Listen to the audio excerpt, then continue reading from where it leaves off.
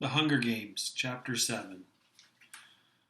My slumbers are filled with disturbing dreams. The face of the red-headed girl intertwines with gory images from earlier Hunger Games. With my mother withdrawn and unreachable, with Prim emaciated and terrified, I bolt up screaming for my father to run as the mine explodes into a million deadly bits of light. Dawn is breaking through the windows. The capital has a misty, haunted air. My head aches, and I must have bitten into the side of my cheek in the night. My tongue probes the ragged flesh, and I taste blood. Slowly, I drag myself out of bed and into the shower. I arbitrarily punch buttons on the control board and end up hopping from foot to foot as alternating jets of icy cold and steaming hot water assault me. Then I'm deluged in lemony foam that I have to scrape off with a heavy bristled brush. Oh well, at least my blood is flowing. When I am dried and moisturized with lotion, I find an outfit has been left for me at the front of the closet. Tight black pants, a long-sleeved burgundy tunic, and leather shoes. I put my hair in a single braid down my back. This is the first time since the morning of the reaping that I resemble myself. No fancy hair and clothes, no flaming capes, just me, looking like I could be headed for the woods. It calms me. Haymitch didn't give us an exact time to meet for breakfast, and no one has contacted me this morning. But I am hungry, so I head down to the dining room, hoping there will be food. I'm not disappointed. While the table is empty, a long board off to the side has been laid with at least 20 dishes. A young man, an Avox, stands at attention by the spread. When I ask if I can serve myself, he nods in assent. I load a plate with eggs, sausages, battered cakes covered in thick orange preserves, slices of pale purple melon. As I gorge myself, I watch the sun rise over the capital. I have a second plate of hot grain smothered in beef stew. Finally, I fill my plate with rolls and sit at the table, breaking off bits and dipping them into hot chocolate, the way Peta did on the train. My mind wanders to my mother and Prim. They must be up.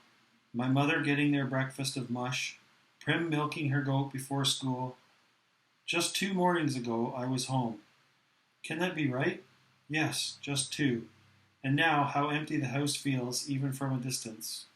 What did they say last night about my fiery debut at the games? Did it give them hope, or simply add to their terror when they saw the reality of 24 tributes circled together, knowing only one could live? Haymitch and Peta come in, bid me good morning, fill their plates. It makes me irritated that Peta is wearing exactly the same outfit I am. I need to say something to Sina. The twins' act is going to blow up in our faces once the games begin. Surely they must know this. Then I remember Haymitch telling me to do exactly what the stylists tell me to do. If it was anyone but Sina, I might be tempted to ignore him. But after last night's triumph, I don't have a lot of room to criticize his choices. I'm nervous about the training. There will be 3 days in which all the tributes practice together. On the last afternoon, we'll each get a chance to perform in private before the game makers. The thought of meeting the other tributes face to face makes me queasy. I turn the roll I have just taken from the basket over and over in my hands, but my appetite is gone. When Haymitch has finished several platters of stew, he pushes back his plate with a sigh. He takes a flask from his pocket and takes a long pull on it and leans his elbows on the table. So let's get down to business. Training. First off, if you like, I'll coach you separately. Decide now. Why would you coach us separately, I ask. Say if you have a secret skill you might not want the other to know about, says Haymitch. I exchange a look with Peta. I don't have any secret skills, he says. I already know what yours is, right? I mean, I've eaten enough of your squirrels. I never thought about Peta eating the squirrels I shot. Somehow, I always pictured the baker quietly going off and frying them up for himself. Not out of greed, but because town families usually eat expensive butcher meat, beef and chicken and horse. You can coach us together, I tell Hamish. Peeta nods. All right, so give me some idea what you can do, says Hamish. I can't do anything, says Peeta, unless you count baking bread. Sorry, I don't. Katniss, I already know you're handy with a knife, says Hamish. Not really, but I can hunt, I say, with a bow and arrow. And you're good? Asks Hamish. I have to think about it. I've been putting food on the table for 4 years. That's no small task. I'm not as good as my father was, but he'd had more practice. I've better aim than Gale, but I've had more practice. He's a genius with traps and snares. I'm all right, I say. She's excellent, says Peeta. My father buys her squirrels. He always comments on how the arrows never pierce the body. She hits every one in the eye. It's the same with the rabbits she sells the butcher. She can even bring down deer. This assessment of my skills from Peeta takes me totally by surprise. First, that he ever noticed. Second, that he's talking me up. What are you doing? I asked him suspiciously. What are you doing? If he's going to help you, he has to know what you're capable of.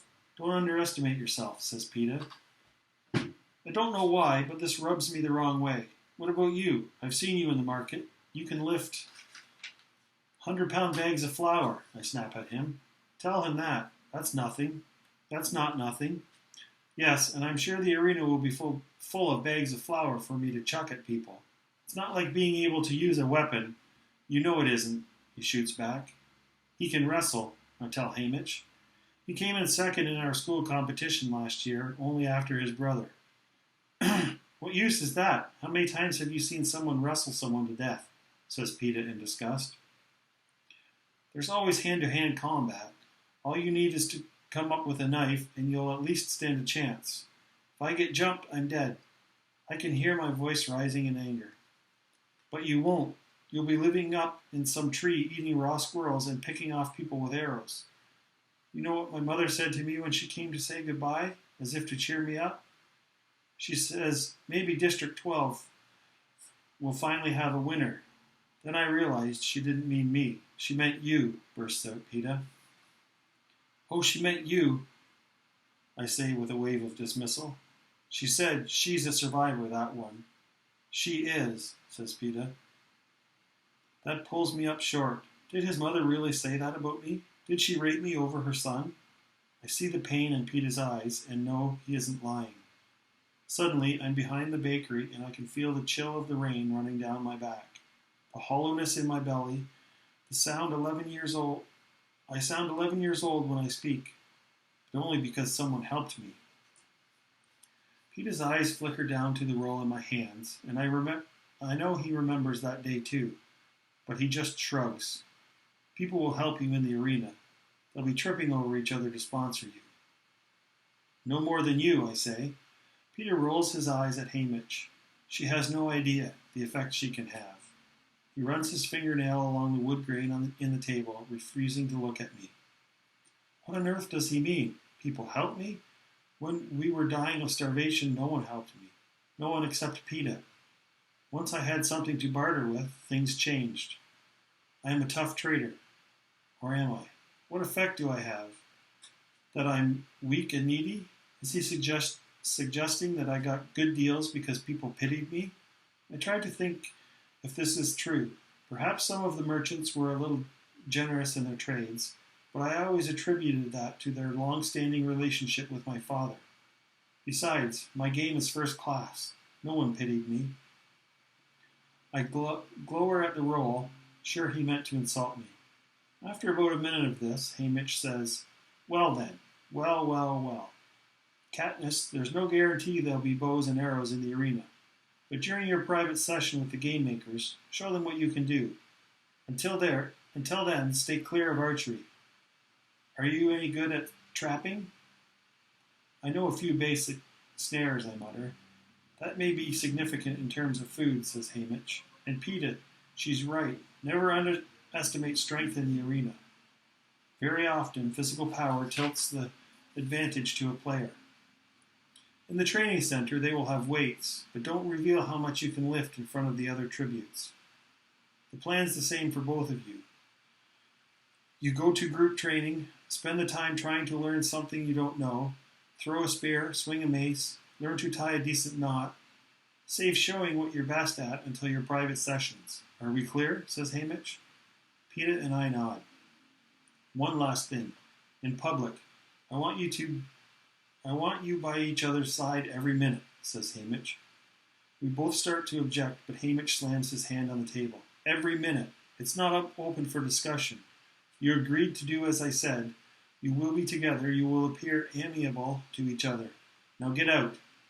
Meet Effie at the elevator at 10 for training. I bite my lip and stalk back to my room, making sure Peeta can hear the door slam. I sit on the bed, hating Hamish, hating Peeta, hating myself for mentioning that day long ago in the rain. It's such a joke, Peeta and I going along pretending to be friends, talking up each other's strength, insisting the other take credit for their abilities.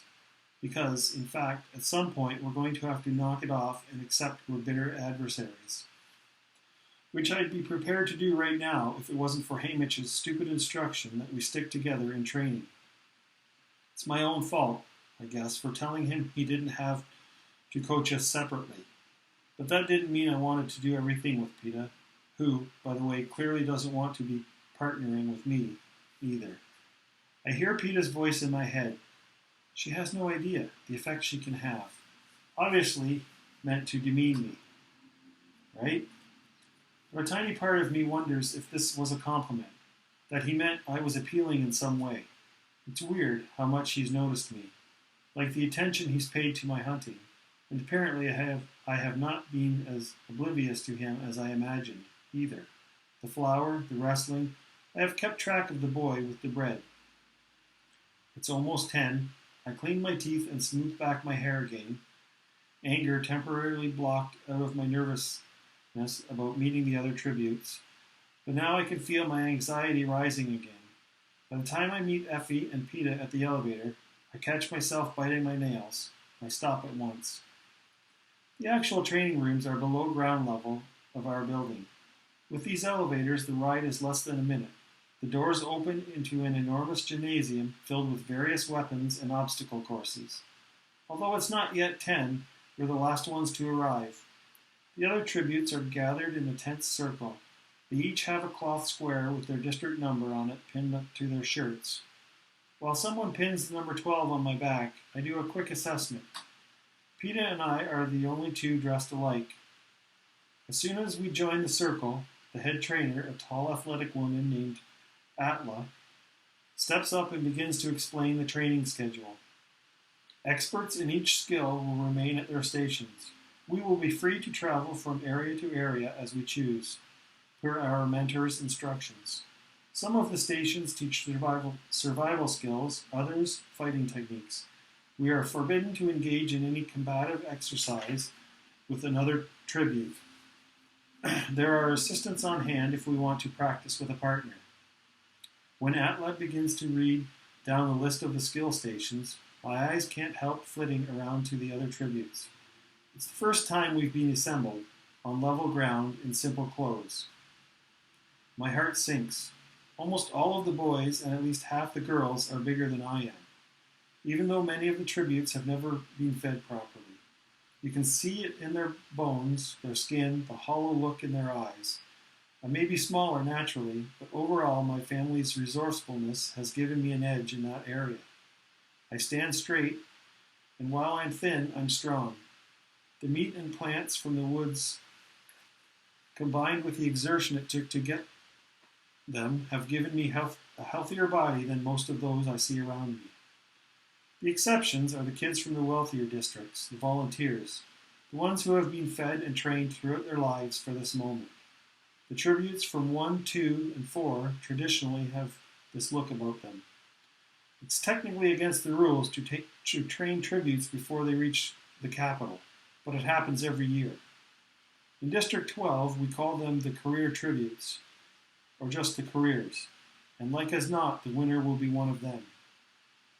The slight advantage I held coming into the training center, my fiery entrance last night, seems to vanish in the presence of my competition. The other tributes were jealous of us, but not because we were amazing, because our stylists were. Now I see nothing but contempt in the glances of the career tributes. Each must have 50 to 100 pounds on me.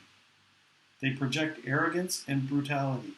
When Atla releases us, they head straight for the deadliest looking weapons in the gym and handle them with ease. I'm thinking that it's lucky I'm a fast runner when Peter nudges my arm and I jump. He is still beside me, per Hamish's instructions. His expression is sober. Where would you like to start? I look around at the career tributes who are showing off, clearly trying to intimidate the field. Then at the others, the underfed, the incompetent, shakily having their first lessons with a knife or an axe. Suppose we tie some knots, I say. Right you are, says Peter. We cross to an empty station where the trainer seems pleased to have students. You get the feeling that the knot tying class is not the Hunger Games hot spot. When he realizes I know something about snares, he shows us a simple, excellent trap that will leave a human competitor dangling by a leg from a tree. We concentrate on this one skill for an hour until both of us have mastered it. Then we move on to camouflage. PETA genuinely seems to enjoy this station, swirling a combination of mud and clay and berry juices around on his pale skin, weaving disguises from vines and leaves. The trainer who runs the camouflage station is full of enthusiasm at his work. I do the cakes, he admits to us. The cakes? I ask. I've been preoccupied with watching the boy from District 2 send a spear through a dummy's heart from 15 yards. What cakes? At home, the iced ones for the bakery, he says. He means the ones they display in the windows, fancy cakes with flowers and pretty things painted in frosting. They're for birthdays and New Year's Day. When we're in the square, Prim always drags me over to admire them, although we'd never be able to afford one. There's little enough beauty in District 12, though, so I can hardly deny her this. I looked more critically at the design on Peter's arm. The alternating pattern of light and dark suggests sunlight falling through the leaves in the woods. I wonder how he knows this, since I doubt he's ever been beyond the fence. Has he been able to pick this up from just the scraggly old apple tree in his backyard? Somehow, the whole thing, his skill, those inaccessible cakes, the praise of the camouflage expert annoys me. It's lovely. If only you could frost someone to death, I say. Don't be so superior. You can never tell what you'll find in the arena. Say it's actually a gigantic cake, begins Peter. Say we move on, I break in. So the next 3 days pass with Peter and me going quietly from station to station. We do pick up some valuable skills, from starting fires to knife throwing to making shelter. Despite Hamish's order to appear mediocre, Peter excels in hand-to-hand combat, and I sweep the edible plants test without blinking an eye. We steer clear of archery and weightlifting, though, wanting to save those for our private sessions. The game makers appeared early on the first day. 20 or so men and women dressed in deep purple robes. They sit in an elevated stands that surround the gymnasium, sometimes wandering about to watch us, jotting down notes, other times eating at the endless banquet that has been set for them, ignoring the lot of us. But they do seem to be keeping their eye on the District 12 tributes. Several times I've looked up to find one fixated on me. They consult with the trainers during our meals as well. We see them all gathered together when we come back. Breakfast and dinner are served on our floor, but at lunch, the 24 of us eat in a dining room off the gymnasium. Food is arranged on carts around the room, and you serve yourself.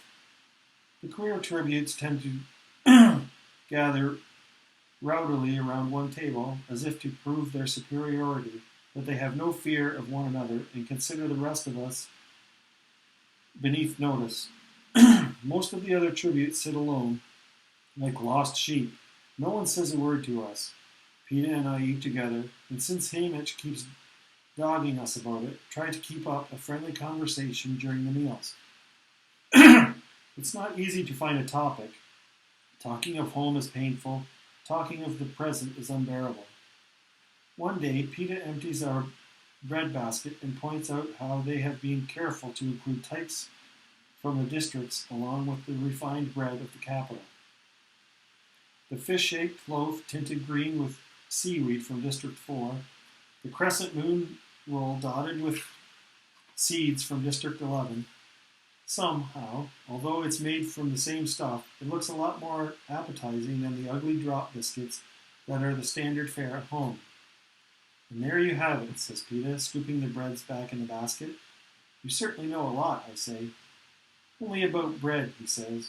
Okay, now laugh as if I've said something funny. We both give a somewhat convincing laugh and ignore the stares from around us. All right, I'll keep smiling pleasantly and you talk, says Peeta. It's wearing us both out. Hamich's direction to be friendly. Because ever since I slammed the door, there's been a chill in the air between us. But we have our orders. Did I ever tell you about the time I was chased by a bear? I asked. No, but it sounds fascinating, says Peeta. I try and animate my face as I recall the event. A true story in which I foolishly challenged a black bear over the rights to a beehive. Peeta laughs and asks questions right on cue. He's much better at this than I am. On the second day, while we're taking a shot at spear throwing, he whispers to me, I think we have a shadow. I throw my spear, which I'm not too bad at actually, if I don't have to throw it too far, and see the little girl from District 11 standing back a bit, watching us. She's the 12-year-old, the one who reminded me so of Prim in statue. Up close, she looks about 10. She has bright dark eyes and satiny brown skin and stands tilted up on her toes, with her arms slightly extended to her sides, as if ready to take wing at the slightest sound. It's impossible not to think of a bird. I pick up another spear while Peeta throws. I think her name's Rue, he says softly. I bite my lip. Rue is a small yellow flower that grows in the meadow. Rue, Primrose, neither of them could tip the scale at 70 pounds soaking wet. What can we do about it? I ask him more harshly than I intended. Nothing to do, he says back, just making conversation. Now that I know she's there, it's hard to ignore the child. She slips up and joins us at different stations. Like me, she's clever with plants, climbs swiftly, and has good aim. She can hit a target every time with a slingshot. But what is a slingshot against a 220-pound male with a sword? Back on the District 12 floor, Hamich and Effie grill us throughout breakfast and dinner about every moment of the day. What we did, who watched us, how the other tributes size up. Sina and Portia aren't around, so there's no one to add any sanity to the meals. Now that Hamich and Effie are fighting anymore, instead they seem to be of one mind, determined to whip us into shape, full of endless directions about what we should do and not do in training. Peeta is more patient, but I become fed up and surly. When we finally escape to bed on the second night, Peeta mumbles, someone ought to get Hamich a drink. I make a sound that is somewhere between a snort and a laugh. Then I catch myself. It's messing with my mind, too. Too much, trying to keep straight when we're supposedly friends and when we're not. At least when we get into the arena, I'll know where we stand. Don't let's pretend when there's no one around. All right, Katniss, he says tiredly. After that, we only talk in front of people. On the third day of training, they start to call us out of lunch for our private sessions with the game makers. District by district, first the boy, then the girl tribute. As usual, District 12 is slated to go last. We linger in the dining room, unsure where else to go. No one comes back once they have left. As the room empties, the pressure to appear friendly lightens. By the time they call Rue, we are left alone. We sit in silence until they summon Peeta. He rises. You remember what Hamich said about being sure to throw the weights? The words come out of my mouth without permission. Thanks, I will, he says. You, shoot straight. I nod. I don't know why I said anything at all. Although if I'm going to lose, I'd rather Peeta win than the others. Better for our district, for my mother and Prim. After about 15 minutes, they call my name. I smooth my hair, set my shoulders back, and walk into the gymnasium. Instantly, I know I'm in trouble. They've been here too long, the game makers. Sat through 23 other demonstrations, had too much wine, most of them, want more than anything to go home. There's nothing I can do but continue with the plan. I walk to the archery station. Oh, the weapons. I've been itching to get my hands on them for days. Bows made of wood and plastic and metal, and materials I can't even name. Arrows with feathers cut in flawless uniform lines. I choose a bow, string it, and sling the matching quiver of arrows over my shoulder. There's a shooting range, but it's much too limited. Standard bullseye and human silhouettes. I walk to the center of the gymnasium and pick my first target, the dummy used for knife practice. Even as I pull back on the bow, I know something is wrong. The string's tighter than the one I use at home. The arrow's more rigid. I miss the dummy by a couple of inches and lose what little attention I had been commanding. For a moment, I'm humiliated. Then I head back to the bullseye. I shoot again and again until I get the feel of these new weapons. Back in the center of the gymnasium, I take my initial position and skewer the dummy right through the heart. Then I sever the rope that holds the sandbag for boxing, and the bag splits open and slams to the ground. Without pausing, I shoulder roll forward, come up on one knee, and send an arrow into one of the hanging lights high above the gymnasium floor. A shower of sparks bursts from the fixture. It's excellent shooting. I turn to the game makers. A few are nodding approval, but the majority of them are fixated on the roast pig that has just arrived at their banquet table. Suddenly, I'm furious that with my life on the line, they don't even have the decency to pay attention to me. That I'm being upstaged by a dead pig. My heart starts to pound. I can feel my face burning. Without thinking, I pull an arrow from my quiver and send it straight at the game maker's table. I hear shouts of alarm as people stumble back. The arrow skewers the apple in the pig's mouth and pins it to the wall behind it. Everyone stares at me in disbelief. Thank you for your consideration, I say. Then I give a slight bow and walk straight toward the exit without being dismissed. End of chapter 7.